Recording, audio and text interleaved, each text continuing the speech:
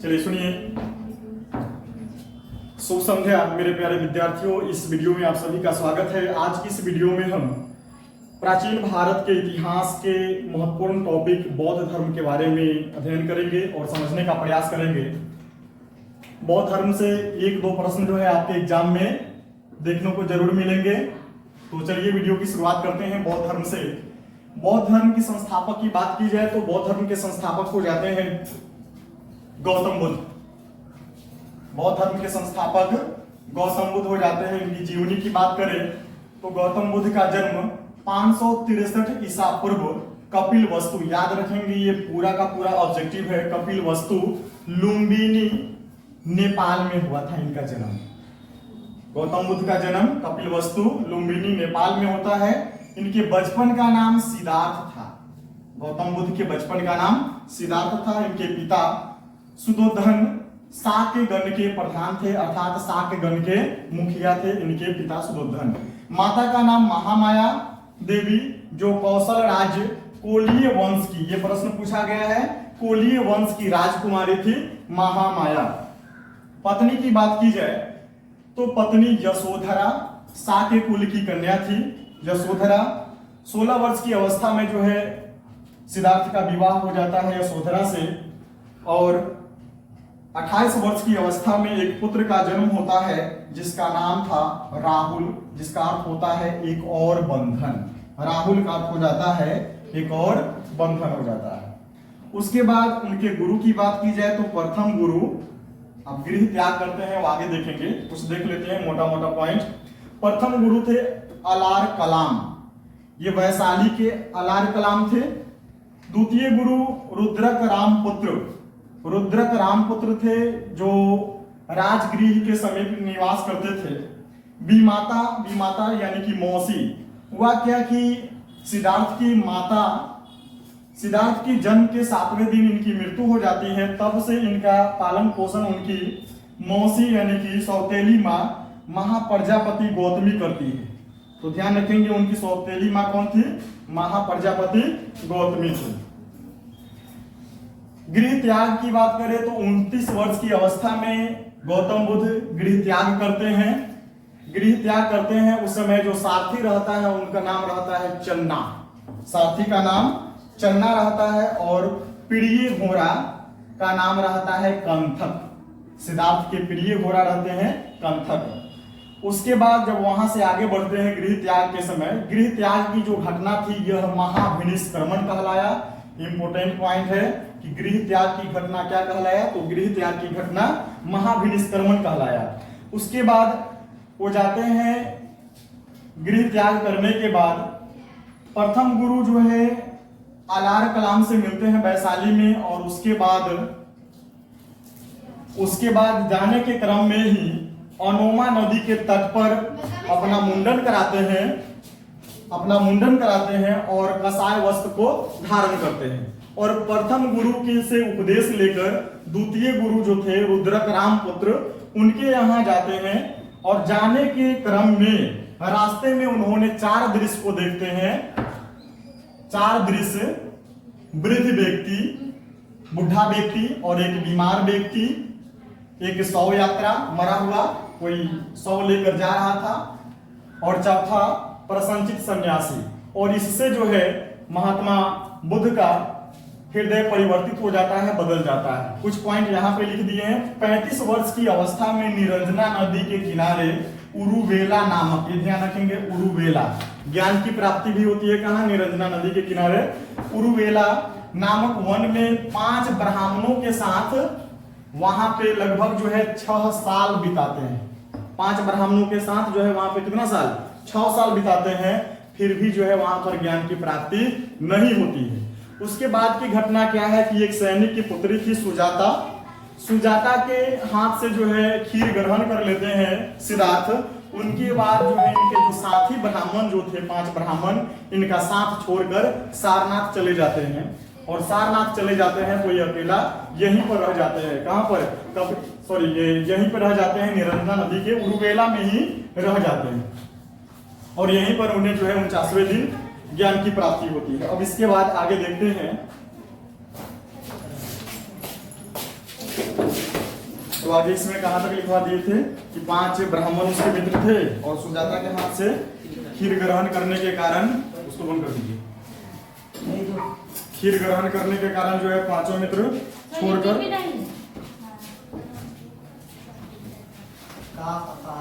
हो रहा है, 5 मित्र छोड़कर जो है कहाँ चल जाते हैं, सारनाथ चल जाते हैं। अब जो है पुनः भगवान बुद्ध जो है सिद्धार्थ, अभी बुद्ध नहीं बोलेंगे, सिद्धार्थ जो है तपस्या करते हैं और 49वें दिन, ध्यान रखेंगे पहले से तो 6 महीने बोल रहे हैं, 6 वर्ष तपस्या कर चुके थे और जब उनका साथी छोड़ के चला जाता है सारनाथ, उसके बाद जो है पुनः तपस्या में लीन हो जाते हैं और 49वें दिन उन्हें वैशाख पूर्णिमा के दिन पीपल वृक्ष के नीचे ज्ञान की प्राप्ति होती है। वह वृक्ष जो है बोधि वृक्ष कहलाया, जहां उन्हें ज्ञान की प्राप्ति हुई, ऑब्जेक्टिव है वृक्ष बोधि वृक्ष कहलाया। जो बोधि वृक्ष था उस समय का, वो सैवंशीय शासक, कट्टर शासक था शशांक। यह शशांक ने क्या किया, उसको कटवा दिया। जो उस समय की बोधि वृक्ष था उसको शशांक शासक ने कटवा दिया, एग्जाम में पूछा हुआ है। और वर्तमान में जो वहां पे पीपल के वृक्ष लगे हैं, उन्हें वो पीपल के वृक्ष कनिंघम ने लगाया है, जो कि 4थी पीढ़ी का वृक्ष है।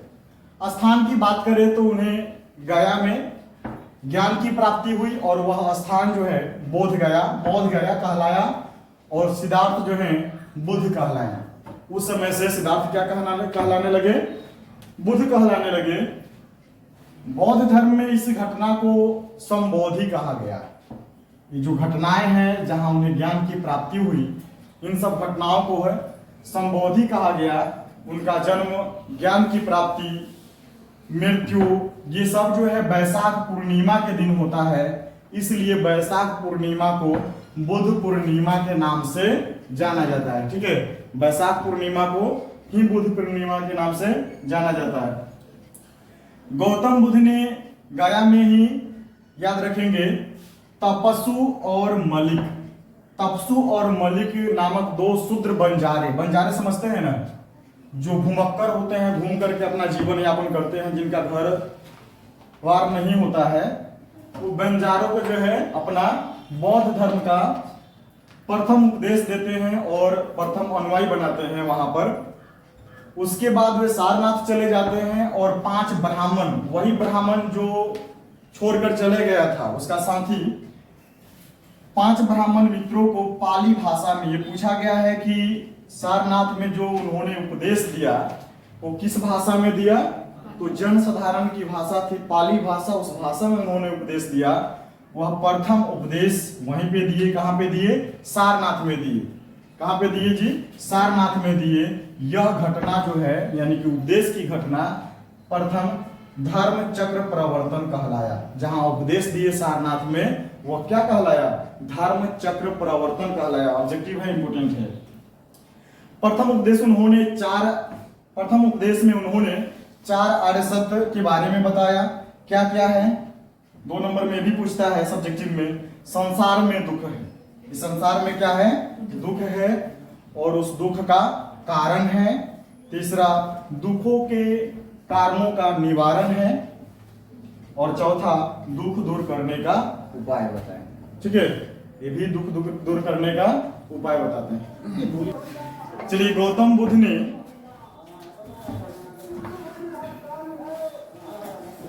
चार आर्य सत्य के बारे में जो कहे थे कि संसार में दुख है और दुख का कारण है, दुख का निवारण और दुख दूर करने का उपाय भी बताएं। तो वही गौतम बुद्ध ने दुखों को दूर करने के लिए अष्टांगिक मार्ग, ध्यान रखेंगे, 8 मार्ग उन्होंने बताया। पहला जो है सम्यक दृष्टि, सम्यक संकल्प, सम्यक वचन या फिर वाणी कह लीजिए, वचन या फिर वाणी, सम्यक कर्म, सम्यक आजीविका, सम्यक व्यायाम यानी कि अभ्यास, सम्यक स्मृति और सम्यक समाधि। ये अष्टांगिक मार्ग है। एग्जाम में ऑब्जेक्टिव में एक हटा देगा, इसके जगह पे दूसरा डाल देता है। इसके अलावा नैतिक आचरणों को शुद्ध करने के लिए, यानी कि अपना आचरण जो हो शुद्ध हो, इसके लिए 10 सीलों पर बल दिया उन्होंने, 10 शील यानी कि आचरण चरित्र का उपदेश उन्होंने दिया, अहिंसा। अब देखते हैं कि जैन धर्म में भी प्रथम जो है यार, ये वाला प्रथम 5 आपको मिलेंगे किसमें? जैन धर्म में। अहिंसा यानी कि हिंसा न करना, सत्य झूठ नहीं बोलना, अस्तेय चोरी न करना, अपरिग्रह यानी कि संपत्ति नहीं रखना, और 5वां है ब्रह्मचर्य, इंद्रियों को वश में रखना। ये 5 जो है आपको जैन धर्म में भी मिलेंगे। इसके अलावा इसमें 6ठा है नृत्य गान का त्याग करना। अगर आचरण को अच्छा रखना है तो नृत्य गान वगैरह जो है ये त्याग करना चाहिए। किनके अनुसार? बौद्ध धर्म के अनुसार। ठीक है, अगर आप बौद्ध हैं तो इस सब चीजों को ध्यान रखेंगे। इसके अलावा श्रृंगार परिसाधनों का त्याग करना है, ज्यादा डेंटिंग पेंटिंग में नहीं रहना। कोमल बिस्तर का त्याग यानी कि जो भी सुखमय बिस्तर है, अच्छा सुखमय बिस्तर पे नहीं सोना, कोमल बिस्तर का त्याग करना। कामनी का त्याग करना, परित्याग करना, कावच का त्याग करना। ये जो है टोटल कितने शील हो जाते हैं? 10 शील हो जाते हैं। गौतम बुद्ध ने अपने जीवन का सर्वाधिक उपदेश कौशल की राजधानी है श्रावस्ती, तो इस श्रावस्ती में जो है सबसे ज्यादा उपदेश देते हैं। इसके अलावा गौतम बुद्ध के प्रिय शिष्य कौन थे? पूछ दे कि गौतम बुद्ध के प्रिय शिष्य कौन थे? कौन थे जी? प्रिय शिष्य कौन थे? तो आनंद और उपाली, याद रखेंगे। ठीक है, आनंद और उपाली हो गया बस। अब आगे देखेंगे बौद्ध धर्म के भगवान बुद्ध के प्रिय शिष्य आनंद और उपाली थे। 2 प्रिय शिष्य थे, आनंद और उपाली। बुद्ध के अनुयायी शासक बिंबिसार हो जाते हैं, ये भी बौद्ध धर्म को ही ग्रहण करते हैं। इसके अलावा प्रसेनजीत ध्यान रखेंगे और उदयन। ठीक है, बिंबिसार, प्रसेनजीत और उदयन बौद्ध धर्म के अनुयायी थे। आनंद के कहने पर गौतम बुद्ध ने संघ में महिलाओं की प्रवेश की अनुमति दे दिया। किसके कहने पर? आनंद के कहने पर जो है संघ में किसकी अनुमति मिल गई? प्रवेश की, महिलाओं की अनुमति मिल जाती है। संघ में प्रवेश करने वाली पहली महिला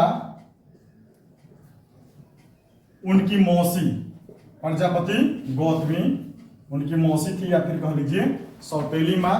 और दूसरी महिला कौन थी? तो नंदा बुद्ध की सौतेली बहन थी। संघ में प्रवेश करने वाली दूसरी महिला नंदा थी और तीसरी महिला थी यशोधरा यानी कि उनकी पत्नी थी। ध्यान रखेंगे, पहली महिला कौन थी? उनकी माँ महाप्रजापति गौतमी, दूसरी महिला उनकी बहन नंदा होती है और तीसरी महिला उनकी पत्नी यानी कि यशोधरा होती है। बुद्ध ने अपने जीवन के अंतिम वर्षा ऋतु, जो पूछता है ऑब्जेक्टिव है, वर्षा ऋतु कहाँ बिताते हैं? तो वैशाली में। अंतिम वर्षा ऋतु वैशाली में बिताते हैं और वे अपने मत का प्रचार प्रसार करते हुए मल्ल गणराज्य की राजधानी है कुशीनगर। ठीक है, मल्ल जो है एक महाजनपद था, उसकी राजधानी कुशीनगर, वहां चले जाते हैं जहां उन्हें चुंद नामक लोहार ने सुकर मदव यानी कि सुगर का मांस खिला देता है, जिसके कारण उनको क्या हो जाता है? रक्तातिसार हो जाता है। ध्यान रखेंगे, क्या हो जाता है? रक्तातिसार हो जाता है। और 80 वर्ष की अवस्था में 80 साल जिए। 483 ईसा पूर्व में उनका निपटारा हो जाता है, मृत्यु हो जाती है। और यह घटना बौद्ध धर्म में क्या कहलाता है? महापरिनिर्वाण कहलाता है। ठीक है, यह घटना यानी कि मृत्यु की घटना बौद्ध धर्म में महापरिनिर्वाण कहलाता है। चलिए देखिए आगे बौद्ध धर्म में आगे देखेंगे गौतम बुद्ध अपना अंतिम उपदेश जो है सुभग, याद रखेंगे, सुभग नामक व्यक्ति को देते हैं। सबसे अंतिम उपदेश सुभग नामक व्यक्ति को देते हैं। बौद्ध धर्म के त्रिरत्न है बुद्ध, धम्म और संघ। कंफ्यूज नहीं होना है जैन धर्म में। महात्मा बुद्ध के जीवन से संबंधित कुछ घटनाएं और उसके प्रतीक हैं, जैसे गर्भ, इनका प्रतीक चिन्ह क्या है? हाथी, ध्यान रखेंगे। जन्म का प्रतीक चिन्ह हो गया कमल। यौवन यानी कि जवानी, यौवन का प्रतीक चिन्ह क्या हो गया? साढ़। और गृह त्याग यानी कि जो घटना निष्कर्मण कहलाया, इसका प्रतीक चिन्ह है घोड़ा। उसी तरह से ज्ञान की प्राप्ति जिसको संबोधि कहा गया, तो बोधि वृक्ष या फिर पीपल इनका प्रतीक है। स्मृति समृद्धि इसका प्रतीक है शेर। और निर्वाण यानी कि मोक्ष, इसका प्रतीक चिन्ह है पद चिन्ह। और प्रथम उपदेश जो धर्म चक्र प्रवर्तन कहलाया, इसका प्रतीक है चक्र। और मृत्यु यानी कि महापरिनिर्वाण जो घटना कहलाया, इसका प्रतीक चिन्ह है स्तूप। इसके अलावा गौतम बुद्ध को लाइट ऑफ एशिया यानी कि एशिया का ज्योति पुंज कहा जाता है। इंपोर्टेंट पॉइंट है ये वाला, लाइट ऑफ एशिया यानी कि एशिया का ज्योति पुंज कहा जाता है। किनको? गौतम बुद्ध को। बौद्ध धर्म में कुछ ऐसी बुराइयां आ गई थी जिन बुराइयों को दूर करने के लिए समय समय पर बौद्ध संगीतियों का आयोजन किया जाता था। उन संगीतियों का क्रम हम एक तरफ से देखने का प्रयास करेंगे और इससे प्रश्न जो है एग्जाम में पूछे जाते हैं। प्रथम बौद्ध संगीति की बात करें तो 483 ईसा पूर्व, डेट याद रखेंगे 483 ईसा पूर्व, स्थान राजगृह बिहार में, ध्यान रखेंगे बिहार में इसका आयोजन होता है। और उस समय इस सभा का यानी कि संगीति का अध्यक्ष थे महाकश्यप और शासक थे अजातशत्रु। ये बहुत इंपोर्टेंट है। शासक कौन थे? अजातशत्रु। और अध्यक्ष कौन होते हैं प्रथम बौद्ध संगीति के? तो महाकश्यप होते हैं। फिर उसी तरह से द्वितीय बौद्ध संगीति की बात करें तो 383 ईसा पूर्व यानी कि 100 साल बाद वैशाली में आयोजन होता है। वैशाली बिहार में है। ये भी सभा कामी इसके अध्यक्ष हो जाते हैं और कालाशोक क्या हो जाते हैं? शासक हो जाते हैं कालाशोक। तृतीय बौद्ध संगीति का आयोजन जो है 250 ईसा पूर्व, फिर 100 साल बाद पाटलिपुत्र, ये भी बिहार में, और अध्यक्ष होते हैं मोगलीपुत्र तिस्य और शासक होते हैं अशोक। चौथी और लास्ट बौद्ध संगीति प्रथम शताब्दी ईसा पूर्व, ये होता है कुंडलवन, बिहार से बाहर कश्मीर में होता है। और अध्यक्ष थे वसुमित्र और शासक हो जाते हैं कनिष्क। इससे प्रश्न पूछे जाते हैं। अब इसको ट्रिक के माध्यम से कैसे याद रखेंगे, तो यहां पर एक ट्रिक लिखे हैं, राजा महाराजा आजा, वैश्या सबका काल है, पीटो गली में आशिक, कुंडल मित्र कंगाल है। अब एक तरफ से हमको याद रखना है राजा महाराजा आजा। अब देखिए राजा महाराजा आजा, राजा यानी कि राजगृह में हो जाता है पहला, महाराजा यानी कि महाकश्यप अध्यक्ष हो जाते हैं, आजा अजातशत्रु, आजा कौन? आजा अजातशत्रु। ये हो गया प्रथम। द्वितीय बौद्ध संगीति में 383 ईसा पूर्व में हुआ वैशाली में। अब इसमें देखिए वैश्या सबका काल है। वैश्या यानी कि वैशाली में, सबका यानी कि सभाकामी अध्यक्ष हो जाते हैं, काल है यानी कि कालाशोक शासक हो जाते हैं। तृतीय बौद्ध संगीति 250 ईसा पूर्व, पाटलिपुत्र। ट्रिक के माध्यम से कैसे याद रखेंगे? पीटो गली में आशिक, पीटो यानी कि पाटलिपुत्र, और गली में, गली से मोगली याद रखेंगे, गली से मोगली, आशिक से अशोक याद रखेंगे। शासक कौन हो जाते हैं? अशोक। और चौथा हो जाता है बौद्ध संगीति प्रथम शताब्दी ईसा पूर्व, कुंडलवन, वसुमित्र और कनिष्क हो जाते हैं शासक। तो इसको याद रखेंगे, पीटो गली में आशिक, कुंडल मित्र कंगाल है, चाहे कुंवर जी कंगाल है। कुंडल यानी कि कुंडलवन कश्मीर में हो जाता है, मित्र से हो जाएगा अध्यक्ष कौन हो जाएगा? वसुमित्र, और कनिष्क से हो जाएगा, कंगाल से हो जाएगा कनिष्क। तो इस माध्यम से हम इसको याद करने का प्रयास करेंगे। ठीक है ना जी, कटना नहीं पड़ेगा। चलिए देखिए बौद्ध धर्म में अब आगे हम बात करेंगे। बौद्ध धर्म में दिवालियों, दासों और ऋण न चुकाने वाले जो ऋणी होते थे उसे संघ में प्रवेश वर्जित था। इन सबको जो है संघ में प्रवेश नहीं किया जाता था, वर्जित था। महात्मा बुद्ध की मृत्यु के बाद शिक्षाओं को संकलित कर 3 पीठकों में रखा गया। 12th में जो है 2 नंबर का पूछता है ना। उनकी मृत्यु के पश्चात जो है उनकी जितने भी उपदेश थे या फिर शिक्षा था उसको संकलित करके 3 पीठकों में रखा गया। पीठक का अर्थ होता है टोकरी, पीठक मीन्स टोकरी। तो 3 पीठकों में रखा गया। याद रखेंगे सूत पीठक, विनय पीठक और अभिधम पीठक। सूत पीठक में क्या लिखा? इसमें बुद्ध का उपदेश और संवाद संकलित है। जो उन्होंने उपदेश दिया या फिर जो उनके द्वारा संवाद की गई थी, बातचीत, ये सारी चीजें संकलित है किसमें? सूत पिटक में। याद रखेंगे,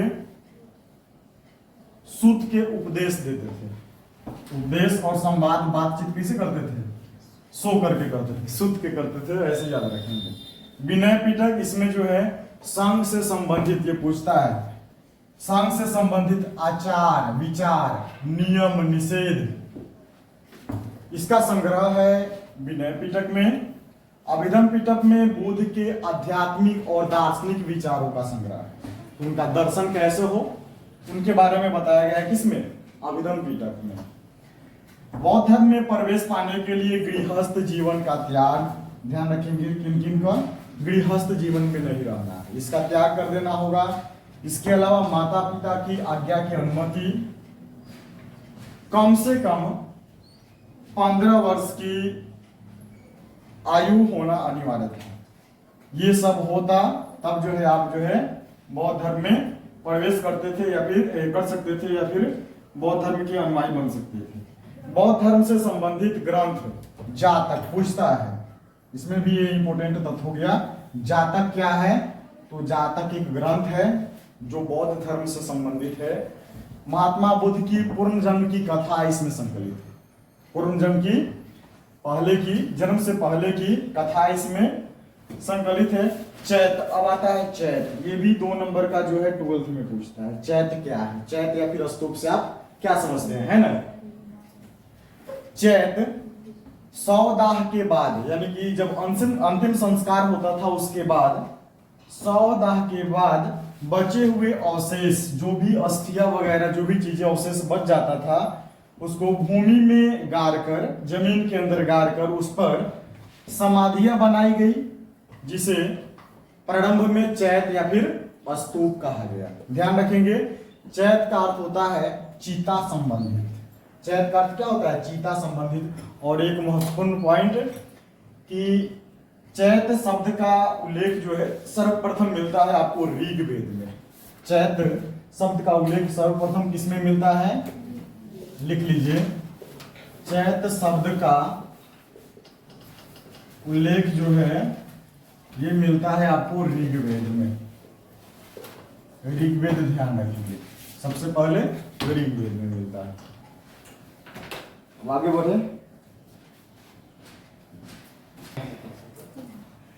बौद्ध धर्म। अच्छा, बौद्ध की भाषा जो थी वह पाली थी। ध्यान रखेंगे, बौद्ध की भाषा पाली थी। आगे चल के बौद्ध धर्म आगे चलकर 2 खंडों में, 2 संप्रदायों में बट जाता है, हीनयान और महायान में। और इससे संबंधित अंतर भी पूछता है 12th क्लास में। हीनयान और महायान में क्या अंतर है, तो अंतर लिख लेंगे। हीनयान जो संप्रदाय था, हीनयान संप्रदाय का अर्थ है निम्न मार्ग, सबसे निम्न मार्ग, ऐसे बना करके लिखेंगे लॉन्ग करके। उसी तरह से महायान संप्रदाय का अर्थ क्या है? उत्कृष्ट मार्ग, यानी कि ऊंचा मार्ग, सबसे अच्छा उत्कृष्ट ऊंचा मार्ग। इसमें अर्थात हीनयान संप्रदाय में बुद्ध को महापुरुष बताया गया है, बुद्ध को महापुरुष बताया गया, जबकि महायान संप्रदाय में बुद्ध को देवता बताया जाता है।